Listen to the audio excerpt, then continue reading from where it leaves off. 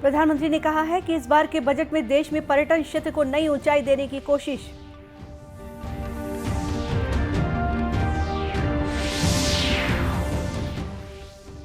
राज्य विधानसभा में आज राज्य का आर्थिक सर्वेक्षण रिपोर्ट पेश किया गया। विपक्ष ने नियमितीकरण के मुद्दे पर सरकार को घेरा।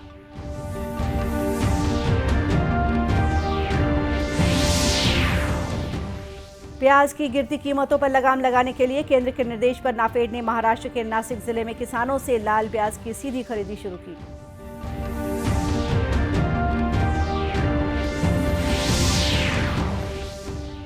और भारतीय सेना में भर्ती के लिए इच्छुक उम्मीदवार 15 मार्च तक करा सकते हैं ऑनलाइन पंजीयन।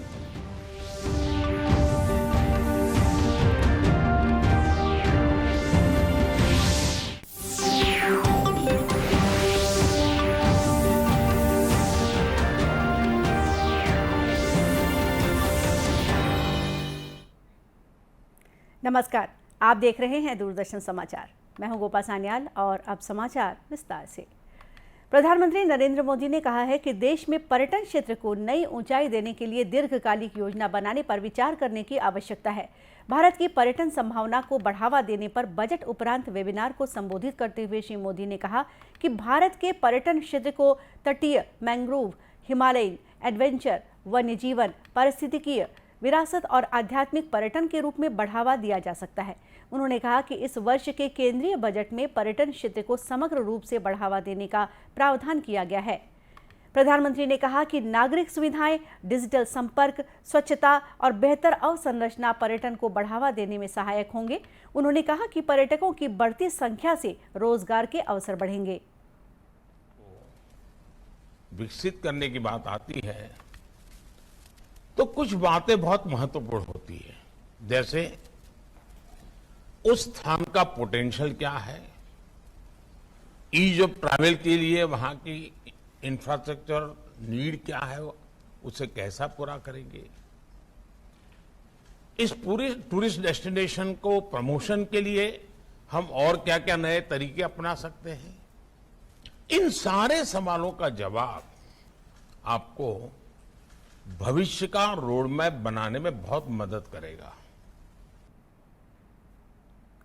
प्रधानमंत्री ने कहा कि पर्यटन सामग्री की रूपरेखा तैयार करने में सभी भाषाओं का प्रयोग किया जाना चाहिए। उन्होंने पर्यटन एप्लीकेशन और डिजिटल संपर्क को और अधिक आधुनिक बनाने की बात कही।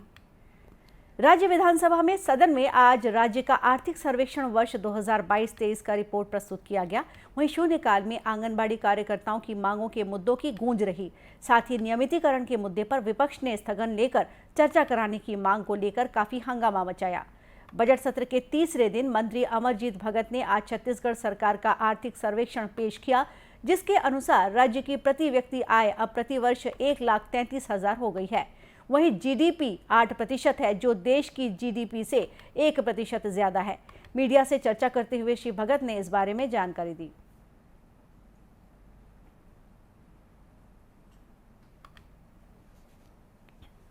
प्रस्तुत किया गया इस प्रकाशन के प्रमुख बिंदु में राज्य का सकल घरेलू उत्पाद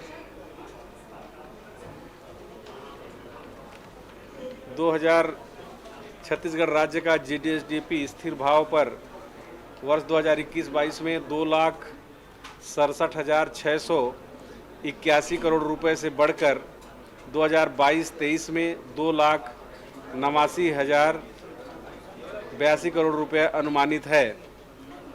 इस वर्ष विकास दर 8% होना अनुमानित है।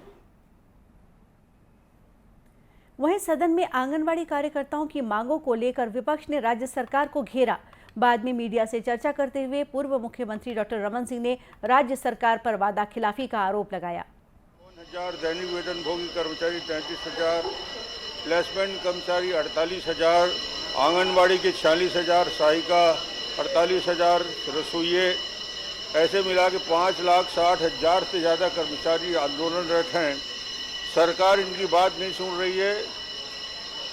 दुर्भाग्यजनक स्थिति ये बनी हुई है कि हमारी आंदोलनरत बहनों के द्वारा, विधवा बहनों के द्वारा, शिक्षा कर्मियों की विधवाओं के द्वारा सिर मुड़वाना पड़ रहा है, बाल कटवाना पड़ रहा है, मगर सरकार का कोई व्यक्ति उनसे बात करने के लिए नहीं जा रहा है। पूरे प्रदेश में आंगनबाड़ी पूरी ठप है, स्कूलों की हालत खराब है।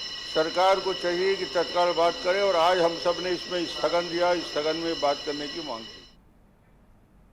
आज सदन में मुख्यमंत्री भूपेश बघेल ने लिखित जवाब में बताया कि राज्य सरकार पर करीब 82,000 करोड़ रुपए का कर्ज है। इस कर्ज का सरकार हर महीने 460 करोड़ रुपए ब्याज चुका रही है। प्याज की गिरती कीमतों पर लगाम लगाने के लिए नाफेड ने महाराष्ट्र के नासिक जिले के 13 केंद्रों से किसानों से लाल प्याज की सीधी खरीदी शुरू कर दी है। केंद्र सरकार ने 22 फरवरी को सरकारी एजेंसी नाफेड को किसानों से सीधी प्याज खरीदने के निर्देश दिए थे। अब तक 1,327 मीट्रिक टन से भी अधिक प्याज की खरीदी हो चुकी है। इन केंद्रों से खरीदकर प्याज को महाराष्ट्र से बाहर खपत वाली मंडियों में भेजा जा रहा है। आइए देखते हैं इस पर एक रिपोर्ट। देश में प्याज की कीमतों में आई गिरावट को नियंत्रित कर किसानों को उनके उत्पाद का वाजिब दाम दिलाने के साथ उपभोक्ताओं को उचित दर पर प्याज की आपूर्ति सुनिश्चित कराने के लिए केंद्र सरकार ने नेफेड को प्याज की खरीद सुनिश्चित करने के निर्देश दिए हैं। इसी क्रम में नेफेड द्वारा महाराष्ट्र के नासिक जिले में किसानों से लाल प्याज की सीधी खरीद की जा रही है। इसके लिए 13 जगहों पर केंद्र बनाकर 9 रुपए प्रति किलो के हिसाब से प्याज की खरीद की जा रही है। नेफेड के अध्यक्ष डॉक्टर विजेंद्र सिंह ने डीडी न्यूज के साथ खास बातचीत में कहा कि 22 फरवरी को केंद्र सरकार द्वारा प्याज की खरीद के लिए निर्देश दिए गए और त्वरित कार्यवाही करते हुए 24 फरवरी से नेफेड ने खरीद शुरू कर दी। अभी तक 1,327 मीट्रिक टन से भी अधिक प्याज की खरीद की जा चुकी है। सरकार सतर्क है कि प्याज का बहुत बड़ा इफेक्ट है। अब 1,327 मीट्रिक टन अभी तक नेफेड ने वहां 9 रुपए केजी की दर से प्याज खरीदा है और उसको दिल्ली और जिन जिन शहरों में आवश्यकता है वहां भेजना शुरू कर दिया है, ताकि वहां किसान की मदद हो रही है और बड़े शहरों में उपभोक्ता की मदद हो रही है। डॉक्टर विजेंद्र सिंह ने कहा कि दिल्ली में उपभोक्ताओं को उचित दर पर प्याज की आपूर्ति सुनिश्चित हो, इसके लिए बाजार की मांग को देखते हुए नेफेड द्वारा किसानों से सीधी प्याज को खरीदकर रोजाना 8 से 10 गाड़ियां दिल्ली की मंडियों में भिजवाई जा रही हैं। दिल्ली एक सबसे बड़ा शहर है और यहाँ as compare to Bombay, Madras, Bangalore, यहाँ प्याज की कंपैरेटिवली खपत ज्यादा है। तो दिल्ली में कभी 8 गाड़ियां आ गई, कभी 5 आ गई, कभी 15 आ गई। वो वेरी करता है, सिस्टम जैसे वहां से मिलता है वैसे ही भेजते रहते हैं। नेफेड द्वारा प्याज की खरीद से किसानों में खुशी का माहौल है। यशस्वी प्रधानमंत्री नरेंद्र मोदी जी ने किसानों को चिंता को दूर करने के लिए नेफेड के माध्यम से प्याज खरीदा। इसके लिए मैं भारत सरकार का बहुत बहुत धन्यवाद ज्ञापित करना चाहूंगा कि इस प्रकार आपने किसान की चिंता की। नेफेड द्वारा सीधे किसानों से प्याज की खरीद से किसानों को 200 से 300 रुपए प्रति क्विंटल का फायदा हो रहा है। अभी तक लगभग 400 किसान लाभान्वित हो चुके हैं। अप्रैल मई में प्याज की कीमतें नियंत्रित रहें, इसके लिए अभी से नेफेड ने कार्य योजना बनाकर तकरीबन 1.25 लाख मीट्रिक टन प्याज खरीद का अनुमानित लक्ष्य रखा है। और अब लेते हैं एक छोटा सा ब्रेक।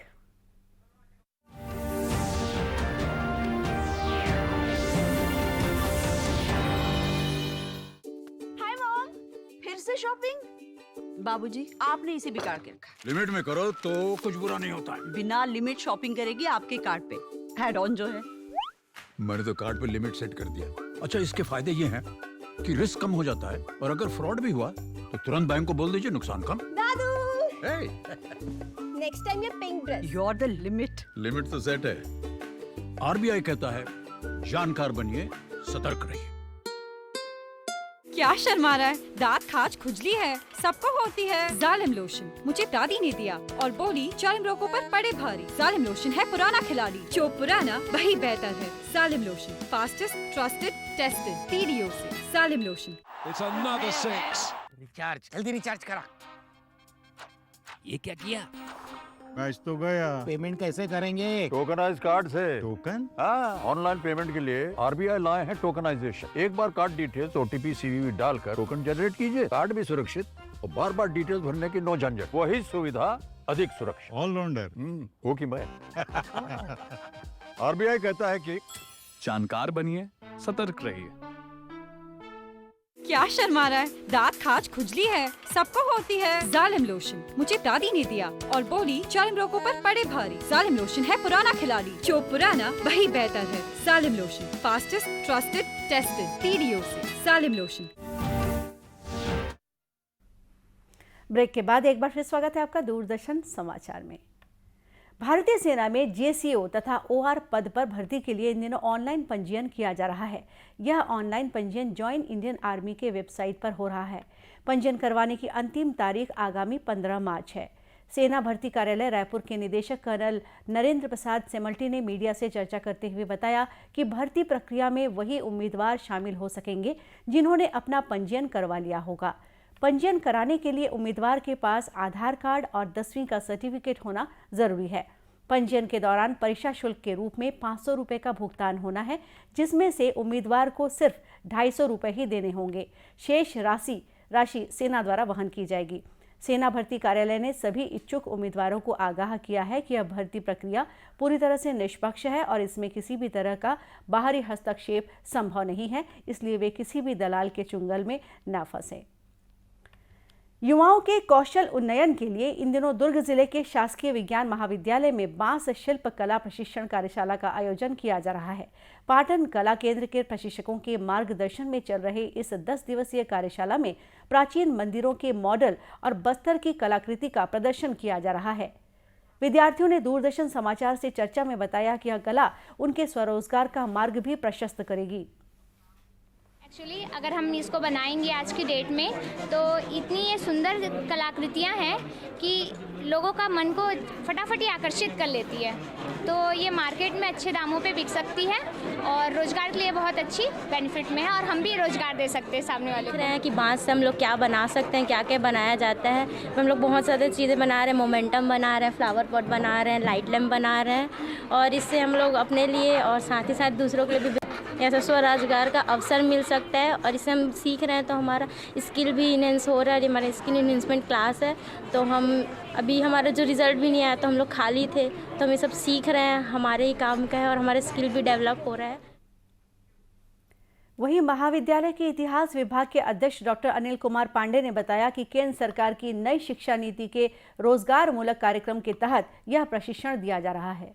जो को लेकर जिसे छत्तीसगढ़ की संस्कृति है, छत्तीसगढ़ के पुरातात्विक स्थल है, मंदिर है और आदिवासी नृत्य है। इसके अलावा कुछ और चीज़ें जो मार्केट में बेची जा सकती है, बच्चों में एक रोज़गार के अवसर पैदा हो और इतना ही नहीं आगे चल के बच्चे स्वयं रोज़गार प्राप्त कर सके और इसके अलावा वह उसको अगर रोज़गार को बड़ा करते हैं तो उसके साथ दूसरे को भी रोज़गार वे दे सकते हैं। तो यहाँ बच्चों में कौशल उन्नयन के साथ रोज़गार की ओर ले जाने का एक प्रयास है इस कार्यशाला के माध्यम से इतिहास विभाग। उल्लेखनीय है कि केंद्र सरकार की नई शिक्षा नीति के तहत युवाओं को स्वरोजगार के लिए प्रेरित करने का प्रयास किया जा रहा है। आदिवासी बाहुल्य आकांक्षी जिला कोरबा के कटघोरा और पौड़ी उपरोड़ा विकासखंड में महिला समूह की सदस्य इस बार होली में सब्जी और फलों के रस से हर्बल गुलाल तैयार कर रही हैं। एक और जहां लोगों को रासायनिक रंगों के दुष्प्रभाव से बचाने के लिए ये महिलाएं गाजर, चुकंदर, पालक और लाल भाजी के साथ ही दूसरी हरी सब्जियों का रस निकालकर हर्बल गुलाल तैयार कर रही हैं। वहीं दूसरी ओर इस काम ने महिलाओं को आर्थिक रूप से सक्षम बनाने की राह भी दिखाई है। को नुकसान नहीं है ना, और हम लोग चाहेंगे कि इसका ज़्यादा से ज़्यादा यूज़ हो ताकि हमारे जो दीदी लोग इतना मेहनत किए हैं, बैठ के समय दिए हैं, ताकि उन लोग को थोड़ा इनकम हो जाए। तो हम लोग चाहेंगे कि ये अधिक से अधिक बिके। कोरबा कलेक्टर संजीव कुमार झा ने बताया कि समूह की महिलाओं के लिए बाजार उपलब्ध कराने का प्रयास किया जा रहा है। उन्होंने आम लोगों से हर्बल गुलाल लेने की अपील भी की है।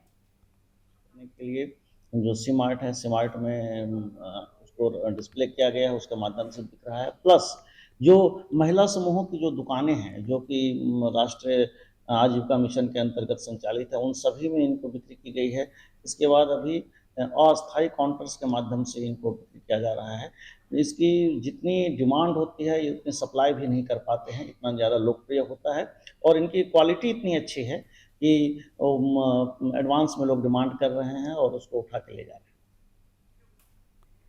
कोरबा की महिला समूह द्वारा तैयार किया गया यह हर्बल गुलाल प्रधानमंत्री नरेंद्र मोदी के वोकल फॉर लोकल के संदेश को साकार कर रहा है।